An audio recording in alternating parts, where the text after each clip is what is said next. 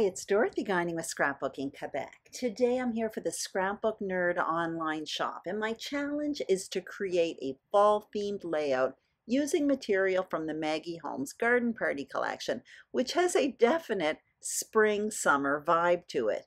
So in this video, I'll create the page, but I'll also talk you through my thought process of how I turn this spring collection into a fall one.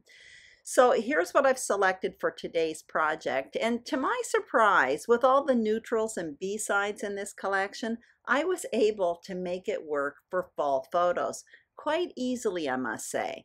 I'll also be using that stamp set. It's by Studio Light, and I got all of these products at the Scrapbook Nerd online shop. So I will link up the products I use and the shop in the description box below.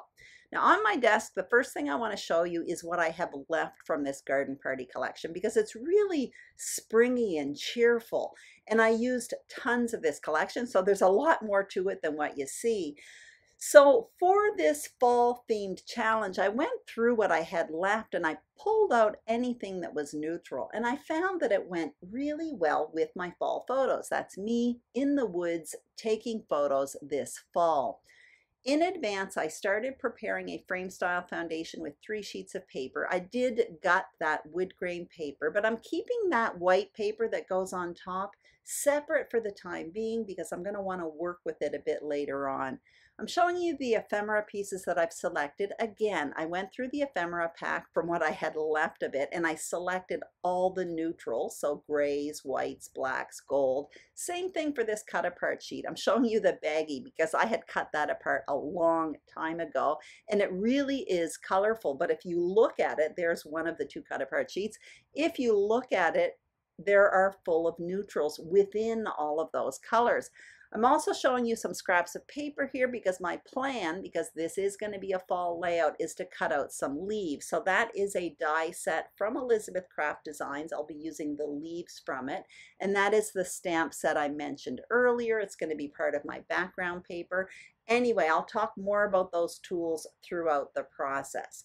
The first thing I'm going to do is continue preparing my foundation page. So I decided not to use the black and white chevron paper, but I am going to use the other 3 printed papers here, and I'm cutting them down into horizontal strips or into strips of paper, and what they will do is create a horizontal shelf across the page.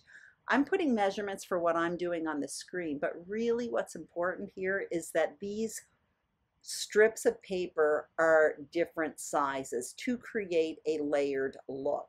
So I'm going to show you how I plan to place it. And my plan at this point is to create an L design, or more precisely a backwards L design. So the horizontal part of the L is going to be those strips of paper. I'm showing you how I plan to place my photos on this. But the vertical part of the L is going to be a stamped out border, and that's what I'm going to show you right now. So this is the new stamp set by Studio Light. It's part of the Grunge collection. I absolutely love it. It's a really big stamp set. I've never used it before, so what I'm doing right now is testing it out on a piece of scrap paper, and I'm doing that for a few reasons. Number one, to see how well it stamps, and it does stamp out really well. I'm using this stamp that says, "Trust your crazy ideas." But what I really want to do is kind of line these up, and I want to see if that's easy to achieve or not. And in fact, it is.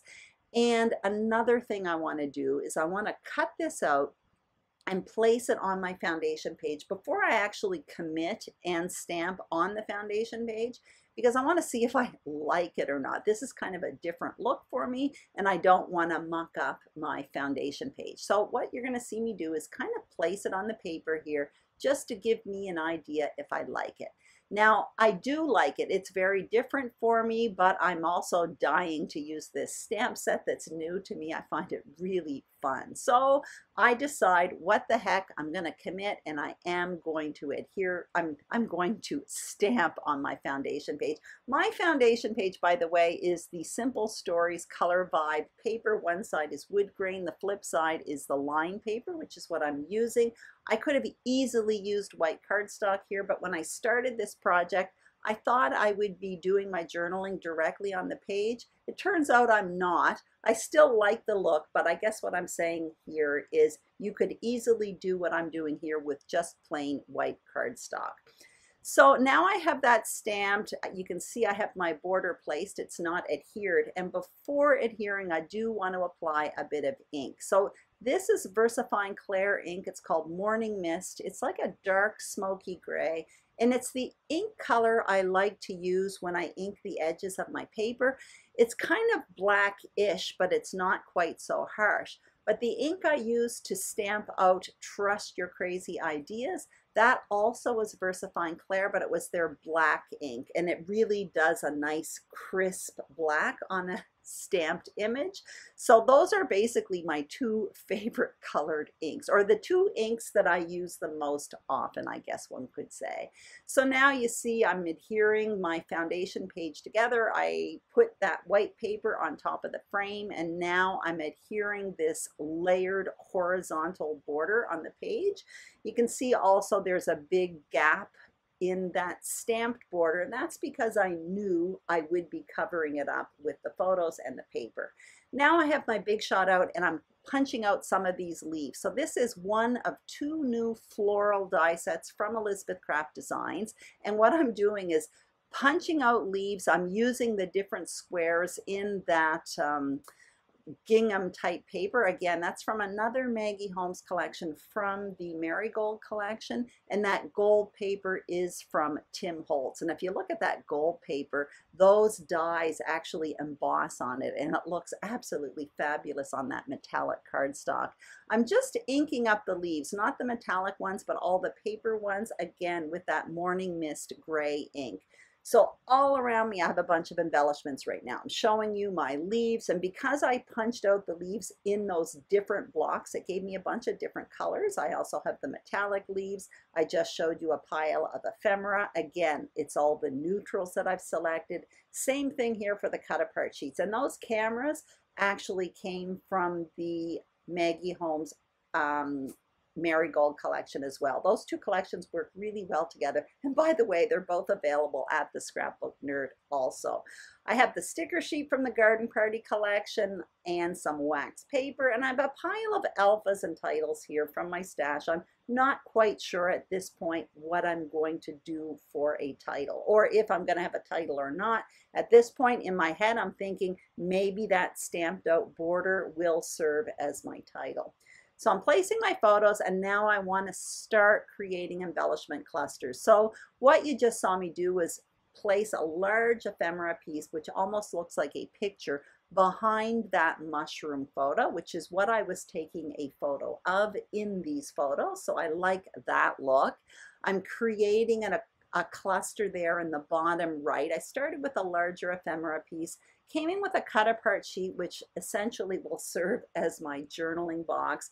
I also came in with a few other pieces, including a large vellum gold rose that I tucked under there. But what I want to do is create kind of a diagonal design with my embellishment clusters, and I want something in the top left. So what you see me doing right now is creating a faux fold for the top left corner. So I cut out a block of that wood grain paper, which is actually part of my foundation page, and I also cut out a 3-inch block, the same size, in that text paper, which is part of that horizontal border. What I did was I scored it on the diagonal, that text print, and I folded it in half to give me a triangle. And now what I'm going to do is adhere that wooden block, that wooden 3-inch square in the top left corner. I'm bumping it right up against the foundation page with that wood grain paper. And then I will adhere that triangle to the bottom half of that square. So it's going to look like that lined paper is folded over. I did apply a bit of that Morning Mist ink around the edges of that triangle there with that text print, and now I'm adhering it on top of it. So there you see it. It looks like it's folded over, but it's not. Now what I'm going to do is continue with my embellishment cluster. So off camera, I took a few of the neutral colored stickers from that sticker sheet from the Garden Party collection and put it on wax paper, just so I could play around with placement without actually sticking it to the page. So I put like this, it's like a gray and white rose in the cluster at the bottom right, and also one tucked behind that fold in the top left. Now I'm poking in a few leaves around that flower coming out of that fold in the top left. I'm really liking how that's looking actually. And at this point, I would like to continue adding the leaves, but I feel like I got too many loose pieces on my page, so I am going to have to start adhering. You can see me playing around with that camera cut apart sheet in the top left as well. I am going to adhere that there a bit later on, but right now I want to just adhere what I have decided upon on the page. So I'm applying a bit of ink first, once again that Morning Mist ink, to the ephemera pieces, and I'll also apply it around that frame. You see me doing that right now, and that's going to house that little photo there of the mushrooms. Now I will start adhering all of these big pieces down, and then I'll come in and add some finishing touches. I'm just going to talk about layered looks on a layout right now for a moment while I'm doing this, because you may notice a lot of stuff does get covered up, and that, to me anyway, is part of the game when creating a layered look, because when I started this layout I had no idea where all of the elements were going to be placed. So I adhered things down, I placed things, and just by nature of this technique, things get covered up. So for me anyway, when I create a look like this, I have to be okay with covering things up. Back to my layout. You can see here I'm tucking in these leaves here. I'm absolutely loving that corner, by the way, in the top left. I am applying a bit of ink once again around that little camera there. And the reason why I'm liking the camera up in that corner in the top left is because it's almost creating, or it is creating, a visual triangle in black and white. The other two parts of the triangle are the top part of that stamped vertical border and the bottom one. To me, that creates a visual triangle, and I do like the look. So I'm coming in with the leaves, the finishing touches in the bottom right corner there. I'm not quite sure about this, but I'm just playing around with it. That does get switched up a little bit. I do adhere them right now. And then what I will do is decide on a title. Like I mentioned earlier, I wasn't sure if I was going to use a title or not, but in the end, I end up putting a title in that bottom right corner. And what I end up doing is mixing the stickers from the sticker sheet from the Garden Party collection with those black foam alphas that you see there in the top right corner. So off camera, what I ended up doing, you'll see that in a minute, is I put the title on, I put a couple titles actually on wax paper just so that I could play around with it, so because I didn't quite know what I wanted as a title. You can see there I popped that camera in the top left with foam adhesive, and there I come in with the two title words that I mentioned earlier. So I put the word beautiful on wax paper. I have the word autumn and I have the word fall, and I'm not quite sure what I'm going to use, and I decide to use the word fall. To me it just worked better, the small word with the long word beautiful.